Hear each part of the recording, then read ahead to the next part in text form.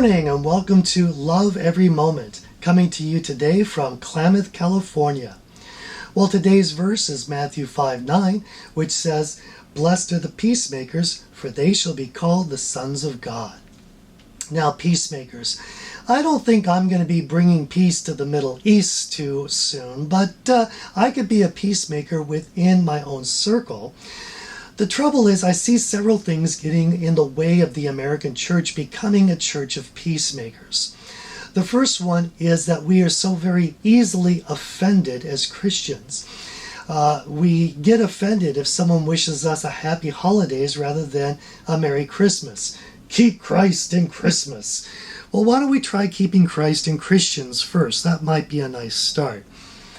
I had a friend and his family over for dinner once, and I forget the context, but I said something like, "Wow, this cleanser works like magic," and he got all bent out of shape. "Don't ever say that word in front of my family again. We don't believe in magic." Well, some muggles get so easily offended. We get all bent out of shape if someone doesn't stand for the flag and kneel for the cross, as if that's in the Bible. That's not even in the Bible, and we're getting offended by someone creating this sin. It's not a sin. Why are we offended at this? We should be showing love instead. There's a book recommendation I might offer to you. It's called Unoffendable. And I'm not getting any kickback for recommending this, but it's a quick read, and it would cover this topic a lot better than my short video will. The second thing I see that gets in the way of Americans becoming a church of peacemakers is the fact that we are a church that wants to win arguments more than show love. We would rather debate which political party is truly the party of God, as if Jesus is a Republican or a Democrat. Well, I've got news. Jesus is neither. And on top of that, Jesus loves Democrats and he loves Republicans equally. So why are we showing anything less? We tend to watch news programs where the host tries to out-argue his guests instead of listening to their point. I'm not sure when we started being this way, but it's really the wrong track. But we are watching these shows because we prefer argumentation rather than good discourse. One of the real signs of this was a movie that came out a few years ago called God's Not Dead. If you haven't seen that movie, it's a Christian movie in which the protagonist, the hero, was forced to write down God is dead in some liberal college class. And of course the Christian refused to do that, and the whole rest of the movie is the Christian having this big argument trying to prove to the professor the contrary.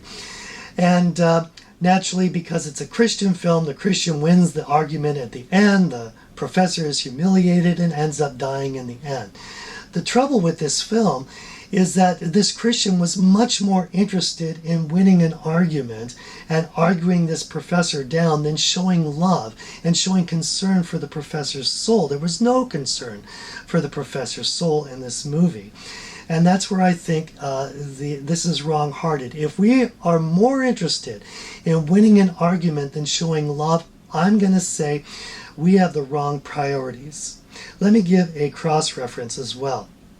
1 Thessalonians 4:11 says, "Make it your ambition to lead a quiet life and attend to your own business, and work with your hands just as we commanded you, so that you will behave properly toward outsiders and not be in any need."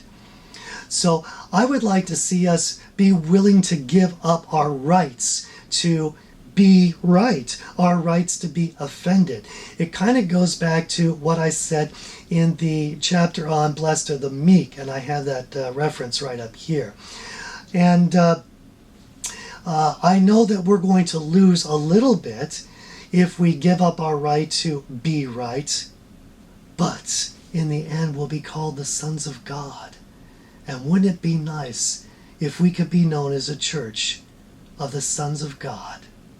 That's why I say if we love every moment, we're going to love every moment. I'm your average wretch, and I hope you have a good week.